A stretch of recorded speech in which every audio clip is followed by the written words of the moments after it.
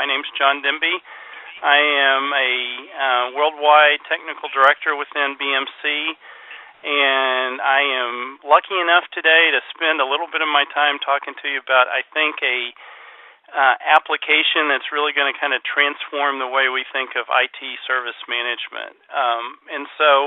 I did have a chance to scan those poll results. I thought they were pretty interesting, especially around friction. I noticed that we're probably still at about 30%, at least around BlackBerry adoption, which is kind of makes sense given the breakup of the audience here. But I did notice that I think iOS scored somewhere in the high to mid-20s. So, of course, when we get into this, we'll be talking about things specifically from an iOS perspective, but I do want to give you futures at the end and tell you where we are to go forward to support platforms like BlackBerry and Android and others. And let's see, what else did I see in that? Friction was kind of, it was across the board. It looked like most of you guys had challenges getting access to applications or knowing what's going on from a scheduling perspective. And then finally, one of the things that I thought was pretty encouraging was it looked like there was a pretty even split, I think, with most everybody on the phone moving forward with some type of mobile device management solution.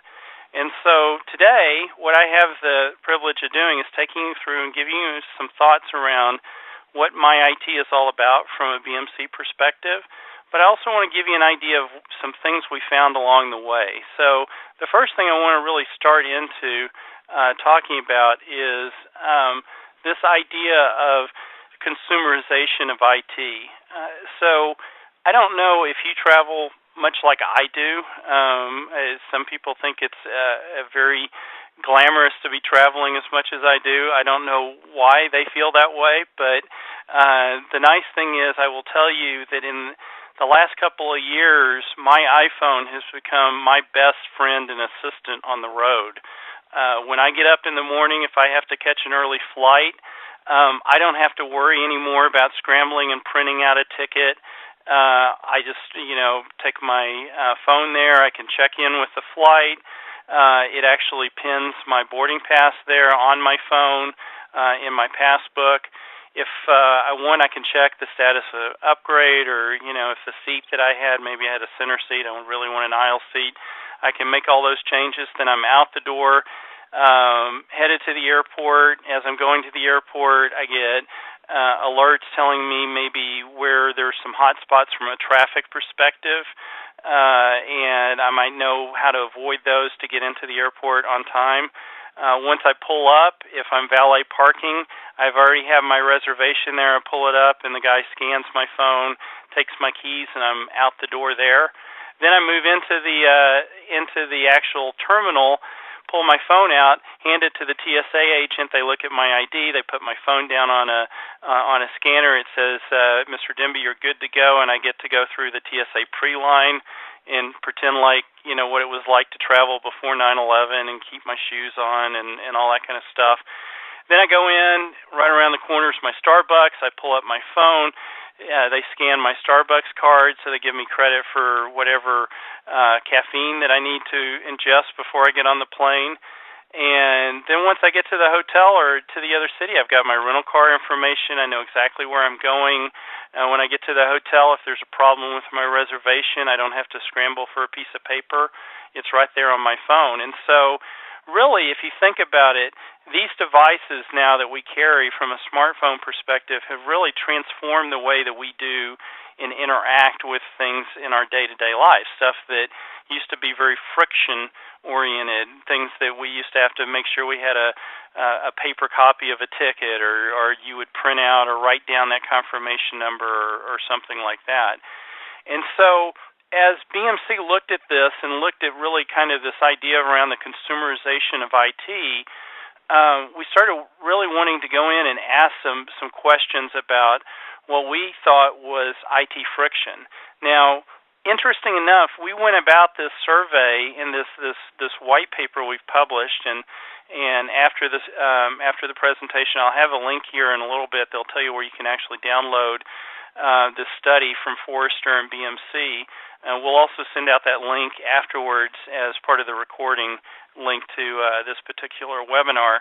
But we started out not talking about IT friction. We really wanted to understand what the general perception was between how IT users thought they were perceived and really how end users consuming IT were perceived. So again, if you've been around BMC for a long time, you know that one of the things that we really bring to the marketplace is this concept of business service management. And so that was really kind of where we started with this with Forrester. It was a blind study, so we weren't named in the study. Forrester was actually doing the study, and we were the silent partner behind the study.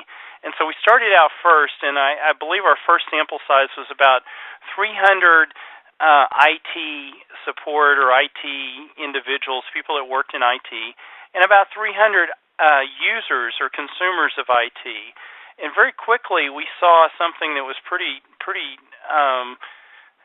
surprising a little bit, but also, I guess, not shocking. And that was the gap between where IT thought they were perceived and where the end users perceived IT was around 43%. So, of course, what that means is IT had a little bit better image of themselves than the end users that were using IT functions. So I'm not sure that I'd want to be in a situation where how I thought I was doing and how the people that I'm serving thinks I'm doing was around 40%. I can think of maybe a few jobs in the world that probably have worse percentages, and I don't think I'd ever want to work for any of them. But anyway, so how we started digging into the numbers a little bit, and we thought we found something that was interesting because most of the dissatisfaction with IT was around things that were IT friction things, and so you saw some of those in the questionnaire that we did at the beginning of the call, which was, what are some of your most common IT friction ideas? And so there are things that maybe IT doesn't even give some thought to. The fact that an end user might have trouble walking up to finding a printer. They've traveled to another location. They have to walk over, they have to find the printer, and then they have to find a piece of paper and write down all the IP addresses and stuff. Then they've got to go back and download the drivers, then connect to the printer, and then they're off and they're able to print. And a lot of our users are very self-sufficient in those ways, but those are perceived as IT friction. Those are things that most end users consuming IT feel like there's got to be a better way, especially when you think about the consumerization of IT, to interact and to do things from their day-to-day life. So we expanded the study out with Forrester. We brought the sample size up dramatically. I believe we ended up at somewhere between 900 and 1,000 on both sides of the equation, and we started really digging into this idea about IT friction. And so some of the things that we found pretty quickly, and so keep in mind, IT friction could be things like walking into an office and not being able to get on the Wi-Fi right away, or walking in and not knowing exactly if it was a hot desk, how to turn on your phone or something. It could be a printing issue. It could be walking into a meeting room where there's a projector for a meeting and spending 20 minutes trying to get the projector to work because it needed something special here. Or it could be the fact that the company has a password reset policy and you get locked out of your system and you spend time on the phone trying to get reset, or you've got a mobile device and you've got your laptop and you reset one password and the other one ends up locking you out, which is something that happens at BMC. So we looked at that and we tried to quantitate just how much time end users are being affected from a productivity perspective from IT friction, from things that maybe could be avoided.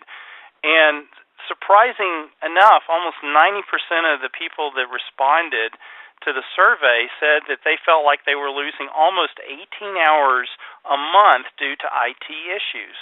And so, again, when you think about it that way and you start adding up what IT friction's all about, then you begin to start saying, well, yeah, I guess maybe I could see where 18 hours could creep into all of that.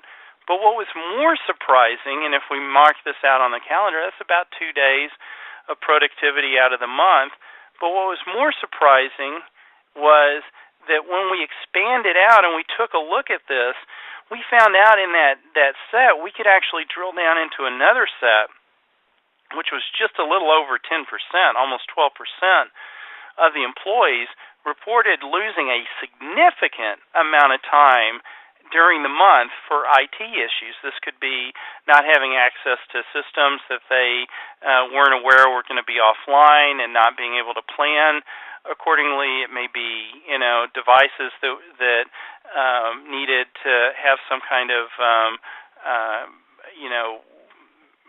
maintenance done on them. It could have been, the ability not to be able to get a report out on a timely basis, something of that nature.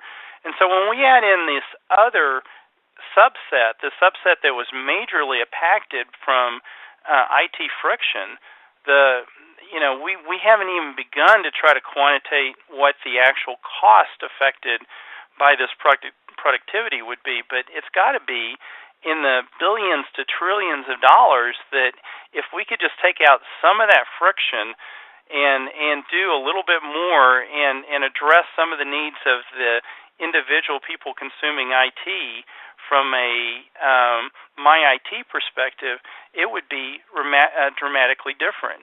And so one of the things that's interesting is, since we've come out with MyIT and this friction report, there's a group of us within BMC now that anytime it looks like we're doing something from an IT perspective that is causing things harder, making it harder for people to get and do things and get to things for their job, we always say that's not MyIT. And so a great example is with this particular product we use, or within BMC, we have a solution called Chatter. It lets us, it's much like Facebook for business. It's a Salesforce.com application. And we've been very conscious to be able to link to and put all of the things that our salespeople, software consultants, anybody that would be interacting with any customers that would need MyIT stuff, we've been very conscious to post those to this Chatter group. And so what that means is I don't have to have a VPN. I don't even have to have a laptop. I can get to some of that data from my phone.